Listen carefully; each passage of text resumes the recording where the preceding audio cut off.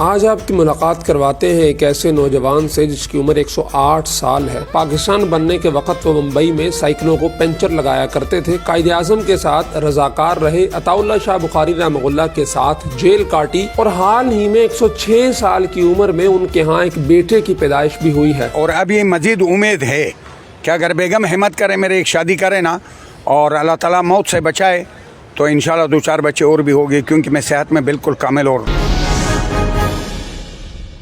السلام علیکم ناظرین، میں ہوں عمار خان یاسر اور آپ دیکھ رہے ہیں فوکس میڈیا۔ ہمارے ساتھ موجود ہیں اس وقت 108 سال کے ایسے نوجوان جو بظاہر تو سفید ریش ہیں، لیکن ان کا جذبہ، ان کی ہمت، ان کی طاقت کسی طور پہ جوان سے کم نہیں ہے۔ آئیے انہی سے جانتے ہیں کہ ان کی صحت کا راز کیا ہے اور کیا وہ واقعی 108 سال کے ہیں۔ جی بابا جی۔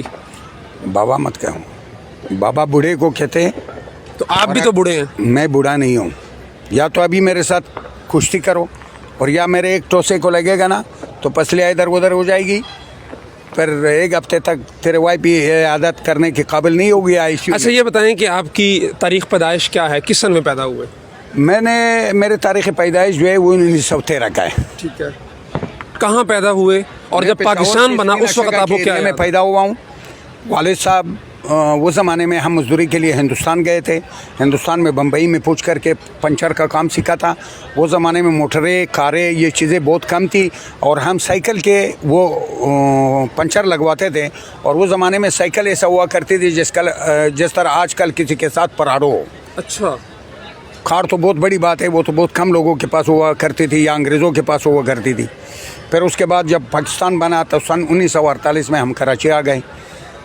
لیکن اگر آپ کی چلنے پھرنے کو دیکھیں، آپ کی اعصاب کو دیکھیں اور آپ کی طاقت کو دیکھیں، ابھی جب بات چیت ہو رہی تھی تو آپ کو لگتا نہیں 108 سال کے، تو ہم یقین کیسے کریں؟ اس کی وجہ یہ کہ اللہ تعالیٰ سب کے جتنے بھی مسلمان مرد عورت ہے اس دنیا سے جا چکے سب کے مغفرت فرمائے، خصوصاً میرے والدہ کا۔ تو میرے والدہ اس زمانے میں تھوڑا بہت تعلیم یافتہ تھی، مدرسے کے پڑھی ہوئی تھی، تو لوگ اس کو عالمہ کہتے تھے۔ تو عالمہ کے اس وقت ہم مقصد بھی نہیں سمجھتے تھے، کیونکہ ہم غریب لوگ تھے، سر مزدوری پہ گم تھے۔ تو والدہ مجھے کھانے پینے کے بارے میں بتاتا تھا کہ یہ کھانا ہے، یہ نہیں کھانا ہے، یہ کھانا ہے، یہ نہیں کھانا ہے۔ جب ہم ہندوستان جا رہے تھے انہوں نے کہا کہ وہاں ہندوستان کا کھانا نہیں کھانا ہے، آپ نے دہی کے ساتھ کھانا کھانا ہے، یا سادہ شوروا بنا کر کے کھانا ہے، یا سادہ دال بنوا کے کھانا ہے، مثالوں والا کھانے سے پرہیز کرنا ہے۔ ایک تو یہ تھا۔ دوسری بات یہ کہ ہم نے خود بھی اپنے جسم کے ساتھ غیر اخلاقی حرکتیں نہیں کی، جس طرح نشہ ہے، کوئی پان کھانا ہے، کوئی چلیے کھانا ہے، کوئی یہ کھانا ہے، کبھی معدے پہ بوجھ نہیں ڈالا۔ نہیں، اس چیز کا ثبوت کیا ہے کہ آپ واقعی 108 سال کے ہیں؟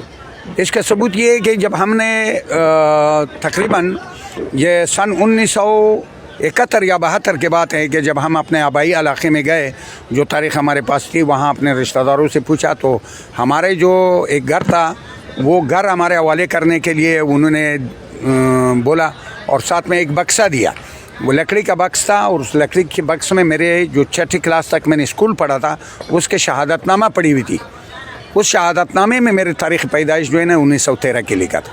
ٹھیک ہے، تو 108 سال اس حساب سے عمر بنتی ہے، تو آپ کے کتنے بچے ہیں، کتنی شادیاں کی آپ نے، اور آخری بچہ آپ کا کتنی عمر کا ہے؟ میں نے شادیاں ٹوٹل 5 شادیاں کیا ہے، جس میں ایک بیوی کی عمر بہت کم تھی، اسے ایک لڑکا ہے، اور ایک بیوی میرے ساتھ چل نہیں سکی، اس سے علیحدگی اختیار کی۔ ابھی آخری جو آپ کا بچہ ہے وہ کب پیدا ہوا اور کتنی ابھی عمر؟ آخری بچہ جو ہے میرے خیال میں کہ یہ اپریل 2019 کو پیدا ہوا ہے، یعنی ابھی 2 سال اس کا پہلے۔ نام میں نے عبدالجبار رکھا ہوا ہے۔ یعنی جب آپ 106 سال کے تھے اس وقت آپ کا ایک لڑکا پیدا ہوا؟ یہ میرے لڑکا پیدا ہوا تھا، اور اب یہ مزید امید ہے کہ اگر بیگم ہمت کرے، میرے ایک شادی کرے نا، اور اللہ تعالیٰ موت سے بچائے، تو انشاءاللہ 2-4 بچے اور بھی ہوگے، کیونکہ میں صحت میں بالکل کامل اور چلیں یہ دوسرا موضوع جا رہا ہے، میں اصل بات کی طرف آتا ہوں۔ جب پاکستان بنا اس کے بعد آپ یقیناً قائد اعظم لیاقت علی خان اور دیگر عطا اللہ شاہ بخاری اور دیگر بڑے علماء اور جو اسپیکر تھے ان کے ساتھ ملاقات کا، میں نے ان کے ساتھ جناح صاحب کے ساتھ بھی ملاقات ہوئی، فاطمہ جناح کے ساتھ تو بہت سارے ملاقاتیں اس لیے ہوئی کہ مجھے رضاکاروں میں پٹواری منتخب کیا تھا۔ تو جو مہاجر تھے، یہ جو جہانگیر آباد کا ایریا ہے، لالوکیت کے ڈاکخانے حصہ کے ایریا ہے، ٹیناٹی کا ایریا ہے، یہ ایریا، یہ سولجر بازار جس میں وہ پارک بھی ہے، نشتر پارک، اس ایریا میں جو پرانے کاغذات ہیں اس پہ میرے سائن ہیں۔